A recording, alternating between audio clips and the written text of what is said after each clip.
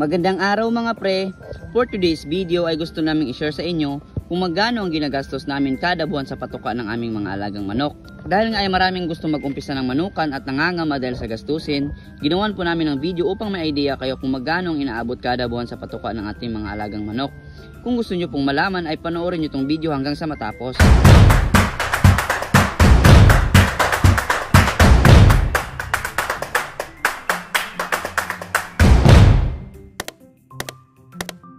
Alam nyo ba na 75% ng gastusin sa pagmamanok ay napupunta sa patuka?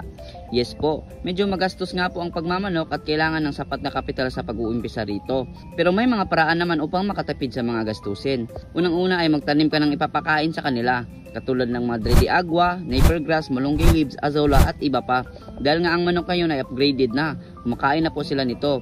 Masasabi po natin makakatipid tayo by 50% pag nagtanim tayo ng ipapakain sa kanila.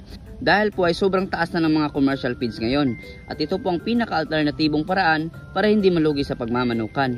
Pwede rin naman na i-free rin sila.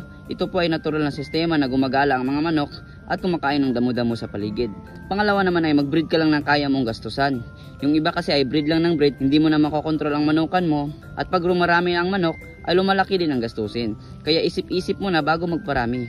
Pero hindi ka dapat mabahala kung meron ka nitong pangatlo, ang market, dahil meron kang monthly income dito. Ito ang magsisilbing pagkukunan mo ng gastusin. Pwede mong ibenta ang 50% na naiproduce mo na manok at ang 50% naman na yun ang palalakihin mo. So balik tayo sa patuka mga pre. For example, meron kayong 20 inahin, nagpapakain tayo sa umaga at hapon.